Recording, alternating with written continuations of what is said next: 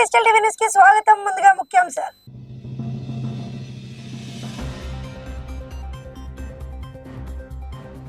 విద్యార్థులు లేని కాలేజ్ నిర్వహణపై ప్రశ్నలు.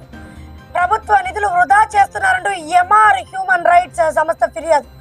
కాలేజీకి కేటాయించిన భూమి అన్యాయక్రాంతంపై కూడా ఆందోళన.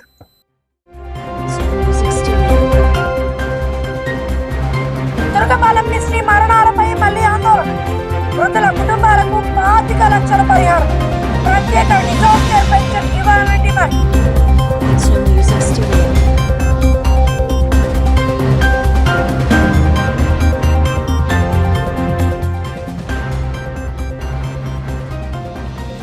భూమి హక్కుల వివాదంపై రెవెన్యూ విచారణ. అన్ని ఆధారాలతో హాజరు కావాలని అర్జీదారులకు అధికారుల ఆదేశం.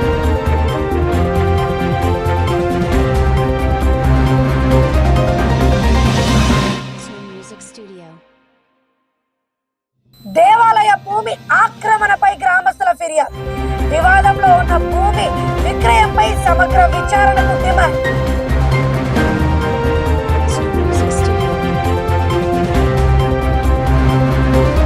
ముంబై ఎయిర్పోర్ట్ లో చిరాగ్ పాస్వాన్ కు ఘన స్వాగతం. ఎల్జేపీ నేతలు కార్యకర్తల సందడి. ఒక్క టీచర్ పోస్ట్ కూడా ఇవ్వకుండా ఇప్పుడు తప్పుడు ప్రచారాల. నడి రోడ్డుపై మైక్ పట్టుకొని తండ్రి ఆవేదన. విద్యార్థులు లేని కాలేజ్ కొనసాగిస్తూ ప్రజాధనాన్ని వృధా చేస్తున్నారంటూ ఆరోపణలు వెల్లువెత్తుతున్నాయి. కాలేజ్లో విద్యార్థులను ఎందుకు చేర్చుకోవడం లేదో అర్థం కావడం లేదని, సిబ్బంది పనితీరుపై కూడా అనుమానాలు ఉన్నాయని MR human rights anti corruption association ఆరోపించింది. ఈ మేరకు సంస్థ ఏపీ స్టేట్ చైర్మన్ తరపున విద్యాశాఖ మంత్రికి నారా లోకేష్ కు ఫిర్యాదు చేర్చినట్లు సమాచారం. కాలేజ్ ప్రిన్సిపల్ వి శ్రీనివాస్ స్వయంగా పరిస్థితులపై లేఖ ఇచ్చినట్లు, అలాగే సంస్థ నిర్వహించిన విజిటింగ్ ఫామ్ పై ప్రిన్సిపల్ సంతకం చేసినట్లు ఫిర్యాదులో పేర్కొన్నారు. మీరు ఎక్కడి నుంచి వచ్చారండి? పల్నాడు జిల్లా. ఏంటి మీ పరిస్థితి, మీ విషయం ఏంటి?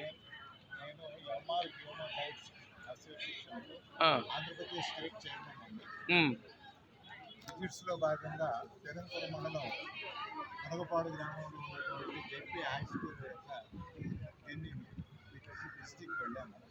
కాలేజీ కూడా ఉంది. ఆ కాలేజీలో స్ట్రెంత్ మొత్తం కలిపితే 21 మెంబర్స్ ఉన్నారు. అయితే first year 3 members MPC, 2 members IPC, second year 16 మంది ఉన్నారు.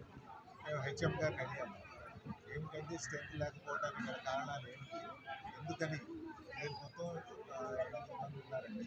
8 మందికి సుమారుగా ఒక 8 lakhs పర్ మంత్ శాలరీస్ ఇస్తున్నారు. ప్రభుత్వ ధనం, ప్రజాధనం వాళ్ళు కోరికనే వెళ్ళిపోతుంది. స్ట్రెంత్ లేకుండా నడుపుతున్నారు ఏమిటి మేము ప్రశ్నించాము. ప్రశ్నిస్తే ఇక్కడ స్కూల్లో ఉండేటువంటి లెక్చరర్స్ తప్పిదం వల్ల, వాళ్ళు సరిగ్గా చెప్పకపోవడం వల్లనే ఈ విధంగా ఇక్కడ స్ట్రెంత్ లేకుండా పోయిందని చెప్పేసి హెచ్ఎం గారు మాకు లెటర్ కూడా రాసి. అంటే మీ ఉద్దేశం అక్కడ పిల్లలు లేకుండానే స్టాఫ్ ఎక్కువగా లెక్చరర్స్ ఎక్కువ ఉన్నారు, కానీ స్టాఫ్ లేరు, ఊరికనే జీతాలు తీసుకుంటున్నారు. ఇప్పుడు దీని మీద మీ స్పందన ఏంటి? అక్కడ కాలేజీ అవసరమే చుట్టుపక్కల గ్రామాలందరికీ కలిపి, కానీ లెక్చరర్స్ యొక్క నిర్లక్ష్యం వలన మాత్రమే అక్కడ కాలేజీలో పిల్లలు టీచింగ్ ఫెసిలిటీస్ సరిగా లేవు కాబట్టి బయటికి వెళ్ళిపోతున్నారు. ఇక్కడ ఖాళీగా బోసిపోయినట్టుగా ఉంది. కాబట్టి దానికి మేమేమంటున్నామంటే కో ఎడ్యుకేషన్ అయినా ఒకటి ఏర్పాటు చేస్తే అక్కడ కొంతమంది ఇంకా కొంచెం చేరేదానికి అవకాశం ఉంది. ఇప్పుడు పిల్లలకు ఉపయోగం. అప్పుడు మీ ఉద్దేశం ఏంటి? ఇక్కడ మీరు ఎందుకు వచ్చారు ఇక్కడికి, ఏంటి? ఇక్కడ దాని మీద చర్యలు తీసుకోండి. ఎందుకని ఓన్లీ పాలకులకి అని చెప్పేసి పెట్టారు లేదా, పెట్టినందువల్ల పిల్లలు లేకుండా వృధాగా వాళ్ళకి కాలేజీ కో ఎడ్యుకేషన్ పెట్టేసి దాన్ని కొంచెం డెవలప్ చేయాలని చెప్పి చేయండి. చేస్తే 10 మందికి ఉపయోగపడుతుంది. దాతలు 9 ఎకరాల 60 సెంట్లు భూమిని కాలేజీకి ఇచ్చారు, స్కూల్కి కాలేజీ. అది కూడా అన్యాక్రాంతాల వైపు ఉపయోగం లేకుండా ప్రభుత్వానికి రిజిస్టర్ చేశారు. దాన్ని కూడా మీరు చేయలేకపోతే ఎట్లాగో అని చెప్పేసి ఆ ఉద్దేశం.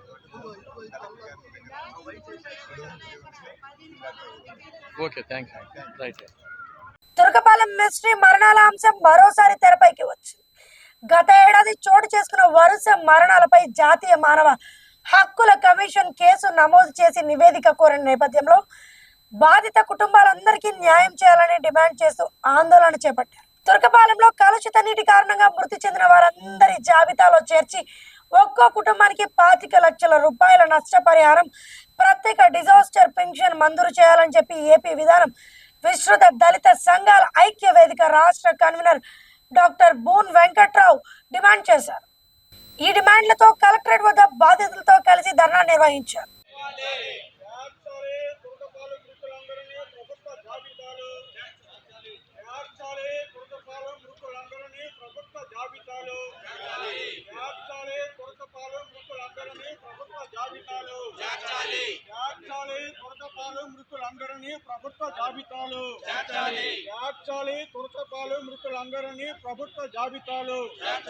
చెల్లించాలి. తిరుపతి తొక్కిసలాట మాదిరిగా తురకపాలెంకి 25 లక్షల నష్టపరిహారం వెంటనే చెల్లించాలి. తిరుపతి తొక్కిసలాటతో సమానంగా తురకపాలెం వారికి 25 లక్షల నష్టపరిహారం వెంటనే మంజూరు చేయాలి. ప్రత్యేక డిజాస్టర్ పెన్షన్ వెంటనే మంజూరు చేయాలి. తురకపాలెం వారికి ప్రత్యేక డిజాస్టర్ పెన్షన్ వెంటనే మంజూరు చేయాలి. తురకపాలెం కుటుంబాలకు ప్రత్యేక డిజాస్టర్ పెన్షన్ వెంటనే మంజూరు చేయాలి. తురకపాలెం మృతుల కుటుంబాలకు ప్రత్యేక డిజాస్టర్ పెన్షన్ వెంటనే పెంచాలి. నష్టపరిహారాన్ని 25 లక్షలకు పెంచాలి. తురకపాలెం మృతుల కుటుంబాలకు 25 లక్షల నష్టపరిహారం వెంటనే చేర్చాలి. తురకపాలెం మృతులందరినీ ప్రభుత్వ జాబితాలో చేర్చాలి. తురకపాలెం మృతులందరినీ ప్రభుత్వ జాబితాలో చేర్చాలి. తురకపాలెం మృతులందరినీ ప్రభుత్వ జాబితాలో పంపాలి. నిష్పాక్షిక నివేదిక మానవ హక్కుల కమిషన్ కి పంపాలి. తురకపాలెంపై నిష్పాక్షిక నివేదిక మానవ హక్కుల కమిషన్ కి చెల్లించాలి. తురకపాలెం మృతులకు 25 లక్షల నష్టపరిహారం వెంటనే చెల్లించాలి. తురకపాలెం మృతుల కుటుంబాలకు 25 లక్షల నష్టపరిహారం వెంటనే చేర్చాలి. తురకపాలెం మృతులందరినీ మృతుల జాబితాలో చేర్చాలి. తురకపాలెం మృతులందరినీ ప్రభుత్వ జాబితాలో చేర్చాలి. తురకపాలెం మృతులందరినీ ప్రభుత్వ జాబితాలో చేర్చాలి. తురకపాలెం మృతులందరినీ ప్రభుత్వ జాబితాలో చెల్లించాలి. తిరుపతి తొక్కిసలాట మాదిరిగా తురకపాలెం మృతులకు 25 లక్షల నష్టపరిహారం వెంటనే. భూమి హద్దుల సర్వే నెంబర్లకు సంబంధించిన వివాదంపై రెవెన్యూ అధికారులు విచారణ చేపట్టారు. చింతలపూడి గ్రామ పరిధిలోని సర్వే నెంబర్లకు సంబంధించిన భూమి హక్కులపై వివాదం నెలకొన్నట్లు అధికారులు విచారణలో వెల్లడైంది. అర్జీదారు కుటుంబ సభ్యులు ప్రతివాదాలు తమ వద్ద ఉన్న పత్రాలను అధికారుల ముందు సమర్పించినట్లు తెలుస్తుంది. 2011లో కొన్ని ఫ్లాట్లు కొనుగోలు చేసినప్పటి నుంచి ఇప్పటి వరకు తమ స్వాధీనంలో లేవని తమకు విక్రయించిన వ్యక్తులు మరియు సంబంధిత కుటుంబ సభ్యులకు ఈ విషయం తెలుసునని ప్రతివాదులు విచారణలో సందర్భంగా తెలిపినట్లు సమాచారం. ఇరు వర్గాల వాదనలు సమర్పించిన దస్తావేజులను పరిశీలించిన అధికారులు తదుపరి రెవెన్యూ విచారణకు అన్ని ఆధారాలతో హాజరు కావాలని సంబంధిత వ్యక్తులకు సూచించారు. ఈ నెల 18వ తేదీన ఉదయం 11 గంటలకు పొన్నూరు మండల తహసీల్దార్ ఎగ్జిక్యూటివ్ మెజిస్ట్రేట్ కార్యాలయంలో విచారణకు హాజరు కావాలని నోటీసులు జారీ చేసినట్లు సమాచారం. సంబంధిత పత్రాలతో హాజరు కాకపోతే ROR చట్టం ప్రకారం తదుపరి చర్యలు తీసుకుంటామని అధికారులు హెచ్చరించినట్లు తెలుస్తోంది. సార్ చెప్పండి, మీరు ఎక్కడి నుంచి వచ్చారు, ఏంటి మీ సమస్య ఏంటి? మాది గుంటూరు జిల్లా పెదకాకాని మండలం తెక్కలపూడి అండి. మా మిస్సెస్కి చింతలపూడి అండి, పొందూరు మండలం చింతలపూడి అండి. నాకు 89లో మ్యారేజ్ అయిందండి. అప్పుడు మా మిస్సెస్కి పసుపు వంక కింద కొంత పొలం ఇచ్చారండి, 77 సెంట్లు. వేరు సర్వే నెంబర్లో ఇచ్చారండి. కొంత పొలం అయితే స్టాంపులుగా రిజిస్టర్ రాశారు, కొంత పొలం రాయకుండా డైరెక్ట్గా పాస్ పుస్తకాలకి ఇచ్చారండి. కొంత అంటే ఎంత రాశారు, ఎంత రాయలేదు? 34 సెంట్లు 44 సెంట్లు ఎక్కిచ్చారండి, 33 సెంట్లు ఎక్కించలేదండి. ఎక్కించలేదు. నాకు రిజిస్టర్ చేయాలి, స్టాంపులు రాయాల. మిగిలిన పాస్ పుస్తకాలు ఎక్కిచ్చేసారు. అంత మొత్తం కలిపి 77 సెంట్లు పాస్ పుస్తకాలు ఎక్కించారు. మీ పేర్ల మీద ఇచ్చారు? మా మిస్సెస్ పేరు మీద. అదే మిస్సెస్ ఇచ్చారు. అప్పటి నుంచి నేను ట్యాక్స్ కట్టుకుంటున్నాను. మేము మా పిల్లలు చదువుకునే ఉద్దేశంతో మేము తెక్కల బాళ్ళు కూడా సరిగా ఉండకుండా ఆ పొలం సంఘం కూడా సరిగా పట్టించుకోలేదు. ఏదో ప్రతి ఇయర్ పోతున్నాం, కౌళ్ళు ఇస్తున్నారు, ఎంత కొంత కౌళ్ళు తెచ్చుకుంటున్నాం. అట్లా జరిగిపోతుంది. ఎప్పుడన్నా పోయి అడిగితే ఇక ఇక్కడ ఉందని చూపిస్తున్నారు ప్లేస్, అదేలే మాది గడ్డి పొలం కదా అనుకుంటున్నాం. ఇప్పుడు తర్వాత నాకు డౌట్ వచ్చి 2017 నుంచి సర్వే పెట్టాను. ఎఫ్ఐ బిల్లు ఉందండి నా దగ్గర, 2017 నుంచి పెడుతుంటే అక్కడ విజయలక్ష్మి అనే సర్వేని పట్టుకునే వాళ్ళు సర్వేకి రానివ్వలేదండి. సరే ఇప్పుడు ఈ లాస్ట్ 2 సంవత్సరాల నుంచి 2024-25 నుంచి గట్టిగా ప్రయత్నం చేసి సర్వే పెట్టుకున్నా. ఈ లీగల్ సెల్లో కూడా పెట్టాం, మన కలెక్టర్ ఆఫీస్ లీగల్ సెల్లో కూడా పెట్టారు. సరే 9 ఏదో జరుగుతుంది అక్కడ ప్రాసెస్ చేస్తున్నారు. చివరికి వాళ్ళు ఇప్పుడు ఏం తెలిసారంటే వారు వేరు సర్వే నెంబర్లో మీ మామయ్య గారు అమ్మారండి అని రాశారు. అమ్మిన మనిషి మా మామయ్య గారే, మార్పుడి సాంబశివరావు, ఆయన కొడుకు మార్పుడి వేరే చౌదరి, మా తోడోళ్ళు వెన్నం శివకుమార్ గోడవల్లి, చెరుకుపల్లి మండలం గోడవల్లి, వీళ్ళు కలిసండి. ఇప్పుడు ఏంటి ఎంఆర్ఓ ఆఫీస్కి వెళ్ళి వాళ్ళే రిపోర్ట్ ఇచ్చారండి నాకు. ఈ రిపోర్ట్ ఇచ్చారు ఎట్లా వాళ్ళు వేరే వాళ్ళు అమ్మారని. మరి ఏంటంటే వాళ్ళకి ఆ సర్వే నెంబర్లో చూపెట్టుకోండి, ఎక్కడో పోయి నా సర్వే నెంబర్ మీదకి ఎందుకు వస్తున్నారని రీసర్వేలో రిపోర్ట్ ఇస్తామన్నారు. రీసర్వే రిపోర్ట్ ఇవ్వటల్లా. జూలై 1 తారీఖు నుంచి ఎంఆర్ఓ ఆఫీస్లో ఎవరు నాతో మాట్లాడతారు, సమాధానం ఇవ్వట్లా. ఇది 9/7 అయితే ఇచ్చారు ఈ రిపోర్ట్ ఇట్లా ఉందని. దీని తర్వాత మాతో సమాధానం లేదు వాళ్ళకి. పైన అక్కడ విఆర్ఓ పూర్తిగా వాళ్ళ సహకరిస్తున్నాడు. విఆర్ఓ ఏం చెప్తున్నాడు, మీ సర్వే నెంబర్ తప్పు పెట్టిందని లెటర్లు పెట్టండి, మేము దాన్ని సవరణ చేస్తామని చెప్తున్నాడు వాళ్ళకి. అమ్మిన సవరణ వేరే నెంబర్ లెటర్ సవరణ నాకు చూడే. నాకు ఈరోజు కూడా పెన్వన్లు, అడంగులు, ఈసీలు నా పేరు మీద ఉన్నాయి రికార్డెడ్గా. వాళ్ళు ఎన్ని తోసేస్తున్నారు ఎంఆర్ఓ ఆఫీస్. ఇంతకీ మీకు ఎంఆర్ఓ గారితో మాట్లాడండి, ఆయనే సమాధానం చెప్పట్లేదు. మళ్ళీ నాకు ఇందులో ఎంఆర్ఓ ఆఫీస్లో మోదుగుల శ్రీనివాసరావు అని ఆయన కొన్నాడు కొంత పొలం. ఆయన ఫ్రెండ్ గోపి అంట. వాళ్ళిద్దరు వచ్చి నన్ను ఎంఆర్ఓ ఆఫీస్లో బెదిరిస్తున్నారు. నువ్వు గుంటూరు నుంచి వచ్చి ఏం దిగుతావు ఇక్కడ ఎంఆర్ఓ ఆఫీస్లో, ఇక్కడ రాబాకు అని బెదిరిస్తున్నారు వాళ్ళిద్దరు. మోదుగుల శ్రీనివాసరావు ఆయన ఫ్రెండ్ గోపి అని. ఇంతకీ మీరు ఏం కావాలని కోరుకుంటున్నారు? నా పొలం నాకు కావాలనుకుంటున్నాను. పొలం మీకు గొప్ప చెప్పాలి. మిగిలిన పొలం ఇంకోటి ఉందండి 163లోది, 163/1 అవి ఉన్నాయి. వాటిల్లో మా తోడళ్ళు 163/13, 163/10లో 34 సెంటు ఉంది, 44 సెంటు ఉంది.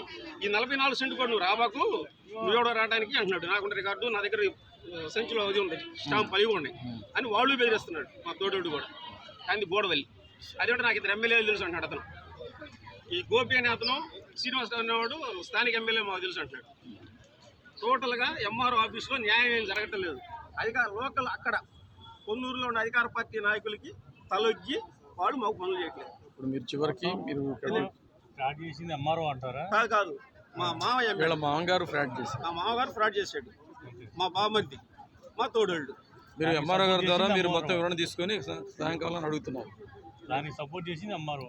అప్పుడు నుండి ఎంఆర్ఓ సపోర్ట్ చేశారు. ఇప్పుడుండే ఎంఆర్ఓ మాకు తెలియదు కదా, కౌలిస్తున్నారు కాబట్టి నాదే అనుకుంటున్నా.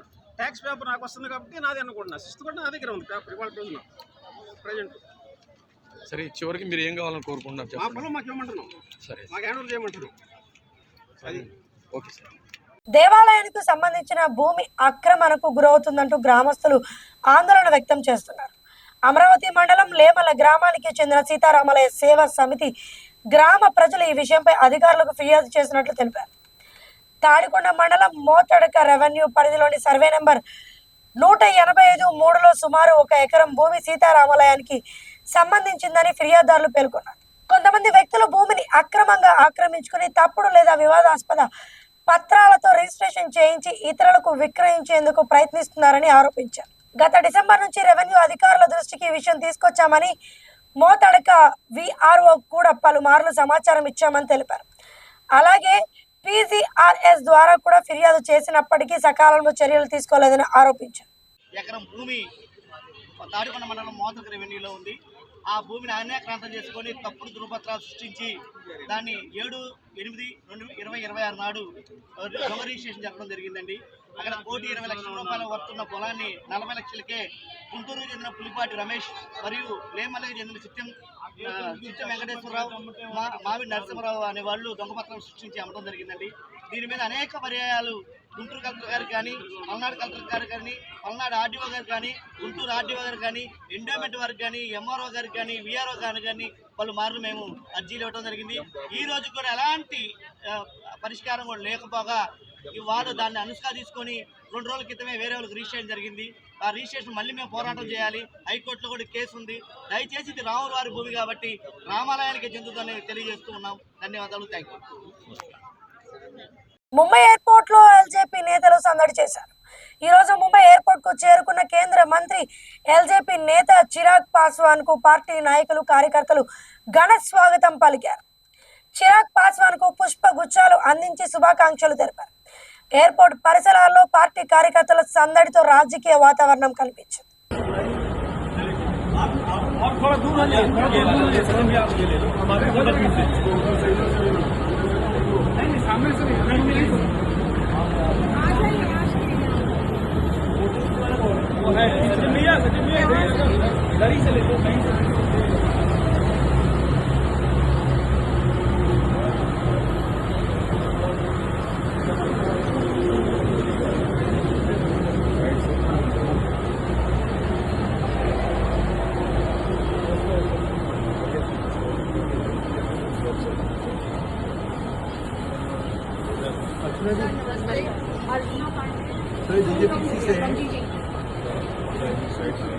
How are they going? Looking forward to be there.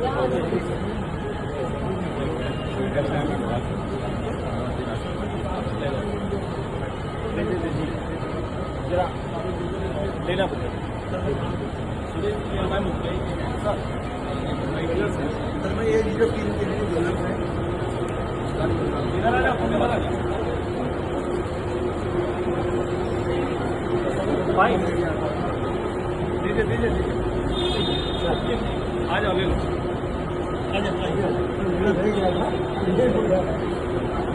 भाई सागर तुम भी आ जाओ बेटा एक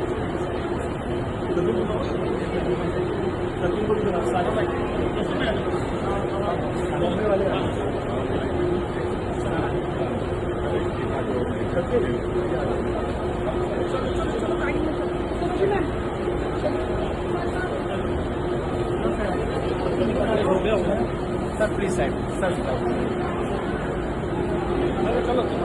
ఓ తండ్రి ఆవేదన ఇప్పుడు చర్చనీయాంశంగా మారింది.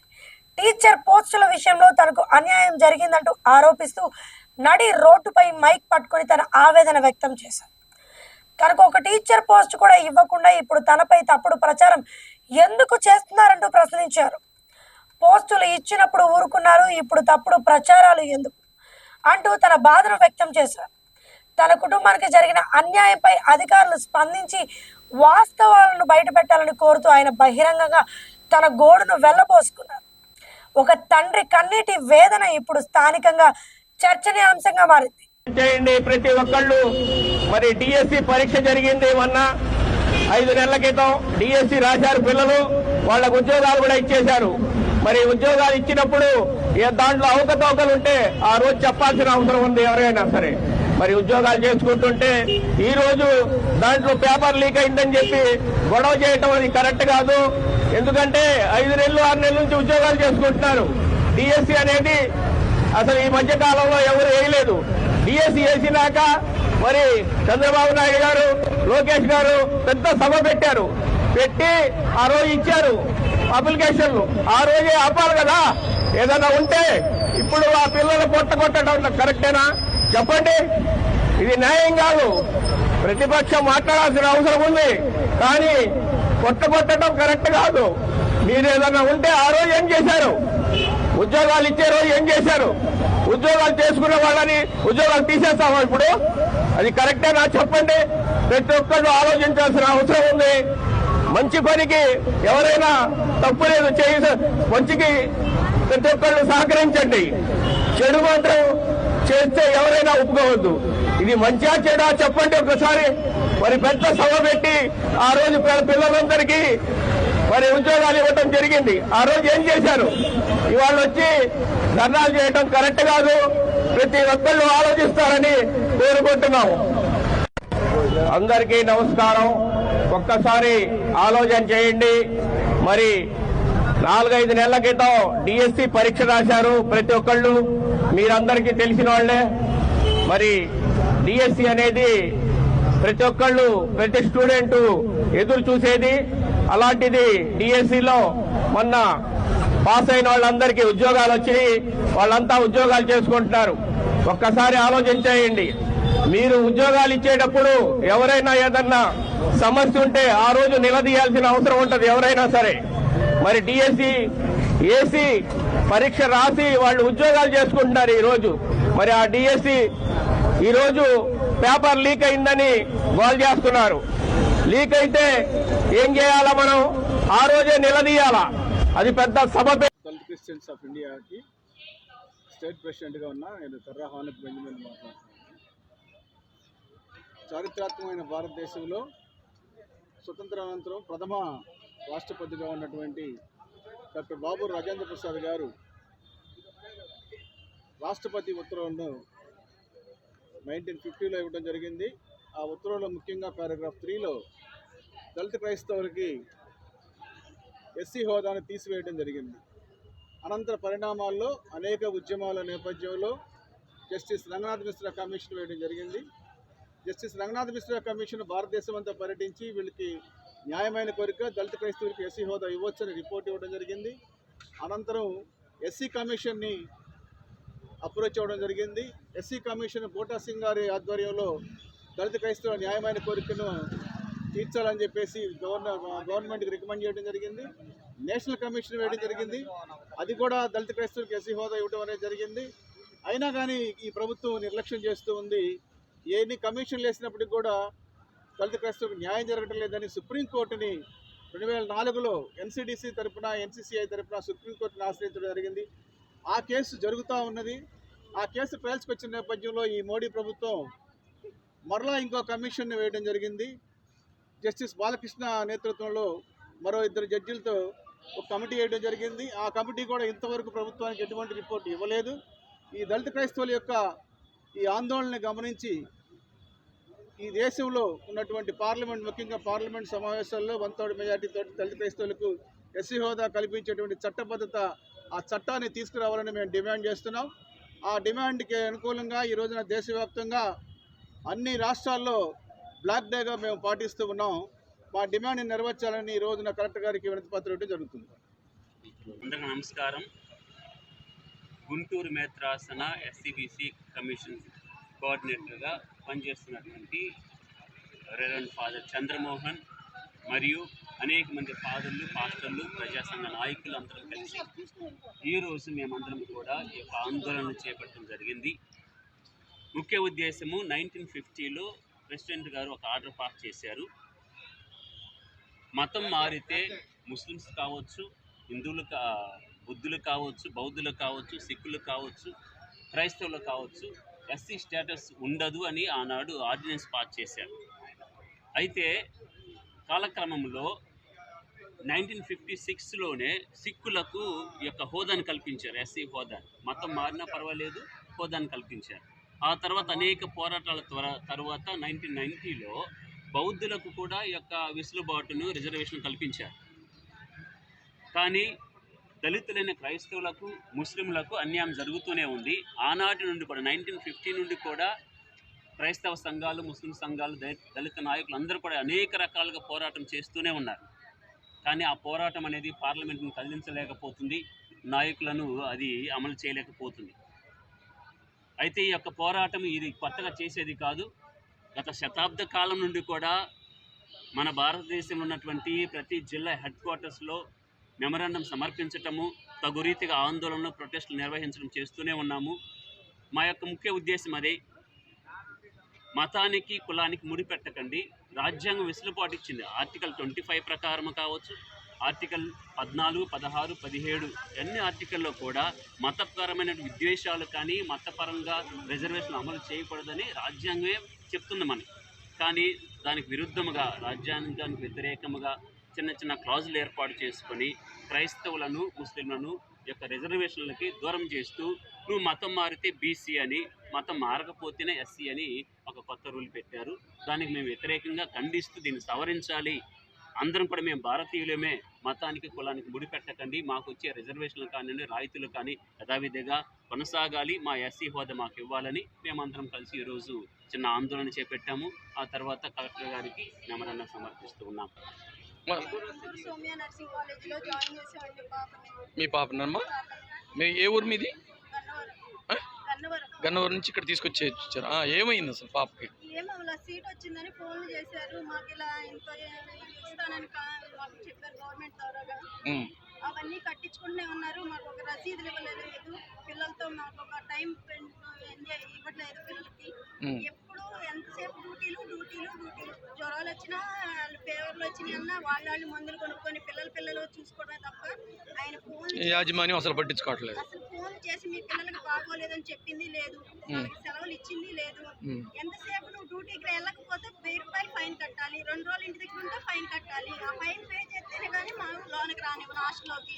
ఒక తల్లిదండ్రులతో మాట్లాడినప్పుడు వచ్చామంటే సండే వచ్చామంటే పైకి వెళ్ళకూడదు, రూముల్లోకి వెళ్ళకూడదు, హాల్లో కూర్చొని మాట్లాడించు, మీకు కొంపలు అనుకుంటున్నారా, మీ అయ్య అనుకుంటున్నారా అని ఇట్లా పడితే అట్లా మాట్లాడేవాడు, బూతులు మాట్లాడేవాడు. ఎన్నోసార్లు చచ్చిపోతానని ఏడిచింది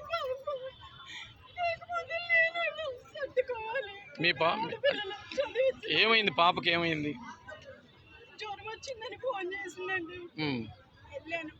పంపించమంటే నేను పంపించను, జ్వరం వచ్చినా టాబ్లెట్ వేసుకొని, మీ ఇళ్ళ కూడా ఎట్లా టాబ్లెట్ వేసుకుంటారు, ఇక్కడ టాబ్లెట్ వేసుకొని అలాగే ఉంటుందన్నారు. 4 రోజులైనా కూడా పంపించను, అలాగే 10 నాడే మళ్ళీ వెళ్ళి పంపించను, పిల్ల ఇక్కడే ఉంటుందన్నాడు. సరేలని వదిలేస్తా, ఎట్లా టాబ్లెట్లు వేసుకుంటుంది చూపించుకుంటానమ్మా అంటుందని వదిలేసి మళ్ళీ ఒక వారం తర్వాత వెళ్ళి మా బావగారి పిల్లలు పంపించాము. నాయన గారికి బాగోదు, హాస్పిటల్లో ఉన్నాం, మా బావగారి పిల్లలు వస్తున్నారు పంపించండి అని మేము ఫోన్ చేస్తే పంపించనని పిల్లలు 2 గంటల సేపు ఎర్ర టెంట్లో నిల్చోబెట్టి మగ పిల్లలతో పంపించును అని పిల్లలు పంపించేశాడు. మా పిల్లలంటే నా సొంత బావ పిల్లలు, పంపించనంటే పంపించడం. ఒక వారం తర్వాత మళ్ళీ నేనే వెళ్ళి పిల్లల్ని తీసుకొచ్చుకున్నాను. ఎక్కువ రోజులు సెలవులు మనం 2 రోజులు 3 రోజులు అన్నాడు. ఇప్పుడు జ్వరం వచ్చిన తర్వాత ఎన్ని రోజులు అమ్మాయి హాస్పిటల్లో ఉంది? నెల 15 రోజులు అక్కడ హాస్టల్లోనే ఉంది. హాస్టల్లో చూపించలేదు? వాళ్ళు ఏం చూపించలే. మా పాప హాస్పిటల్కి వెళ్తున్నాను, టాబ్లెట్లు తెచ్చుకుంటున్నాం, చూపించుకుంటున్నాం అంటమే కానీ అతను ఏం పట్టించుకోలేదు. ఒక యాక్సిన్ వేయించలేదు, పిల్లల్ని ఐసీ కేసులకు ఇచ్చారు. పిల్లలకు ఒక యాక్సిన్ వేయించలేదు, వాళ్ళకి అంటూ ఒక ట్రీట్మెంట్ లేదు. మేము ఎంతో దూరాల నుంచి చదివించుకోవాలని ఇక్కడ తీసుకొచ్చి జాయిన్ చేసి సీట్లు వచ్చినాయి అని. ఎప్పుడు చనిపోయింది అమ్మాయి? జూన్ 16 చనిపోయింది. బాగా సీరియస్ అయి పాప పడిపోయి ఎంపటమ్మనే 2 సార్లు, వారంలో 2 సార్లు కళ్ళు తిరిగి పడిపోయింది అన్నాక ఫోన్ చేసి అప్పుడు చెప్పాడు ఏమని తీసుకెళ్ళనని. మేము వస్తే ఆ సార్ ఉండడు, ఎవరితో మాట్లాడాలో తెలియదు. ఇందులో మళ్ళీ వాళ్ళని పెట్టారు, పిల్లల్ని ఎవరు జూనియర్ జిఎన్ఎం వాళ్ళని పెట్టాడు పిల్లల మీదకి. బిఎస్సీ నర్సింగ్ ఎక్కువ, జూనియర్ జిఎన్ఎం నర్సింగ్ ఎక్కువ. ఈ పిల్లల మీద వాళ్ళ పెత్తనాలు.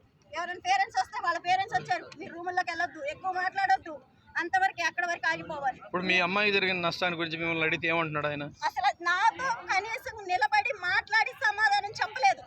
నా పాపకి ఏమైంది, ఎందుకు మీరు ఇలా కదా చేశారు, మీరు ఆ రోజు పంపించుంటే నేను చూసుకునేదాన్ని అంటే నిలబడి సమాధానం చెప్పలేదు.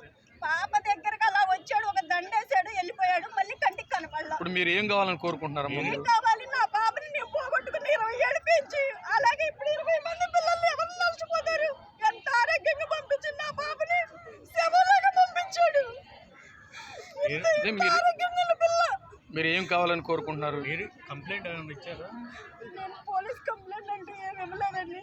నా పాపతో పాటు 20 మంది పిల్లల జీవితాలు నాశనం అయిపోతుంది. నాకు నా పాపకి న్యాయం జరగలేదు, అట్లాగే ఈ పిల్లలకి న్యాయం జరగకపోతే మాత్రం నేను ఊరుకోను. దీని మీద నేను ఎంత దూరమైనా వెళ్తా. నా భర్తకు బాగోదు, నేను ఎవరి దగ్గరికి వెళ్ళాలో తెలియదు. అలాంటి సిచ్యువేషన్లో నేను పాప పోయిన 2 నెలలు కూడా కాలేదు. నేను ఎవరికి చెప్పుకోవాలో తెలియక, నేనేం చేయాలో తెలియక మొన్న వచ్చి పాప అన్ని లెటర్లన్నీ ఇమ్మని అడిగితే, పాప ఈ కాగితాలు ఇమ్మని అడిగితే, బిఎస్సీ నర్సింగ్ 3 ఏళ్ళు చదివినా నేను కాగితాలు ఇవ్వను, నువ్వు ఇచ్చిన 2 10th క్లాస్ది ఇంటర్మీడియట్ కాబట్టి ఆ 2 మాత్రమే తీసుకెళ్ళు. పిల్లల బ్యాగులు లగేజీ మొత్తం గుంటూరులోనే ఉన్నాయండి. నా లగేజీ నా పాపదాన్ని నాకు కావాలంటే ఒక వార్డెన్ని పెట్టి, నేను అంత కష్టంలో ఉండి కూడా నా పాప వస్తువుల కోసం నేను వస్తే నేను ఈరోజు ఇవ్వను.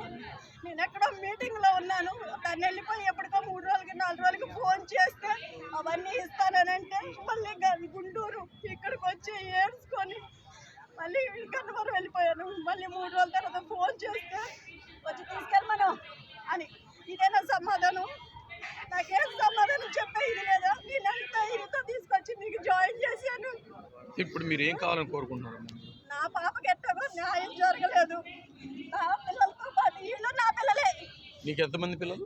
నాకు 3 ఆడపిల్లలండి. ఈ అమ్మాయి పెద్దమ్మ. పెద్దమ్మాయి. ఇప్పుడు ఈ 10 మంది పిల్లలకి న్యాయం జరగకపోతే మేము ధర్నా చేస్తాం. సరే. ఈ వార్తలు ఇంతటితో సమాప్తం. చూస్తున్నాను Z9 డిజిటల్ టీవీ.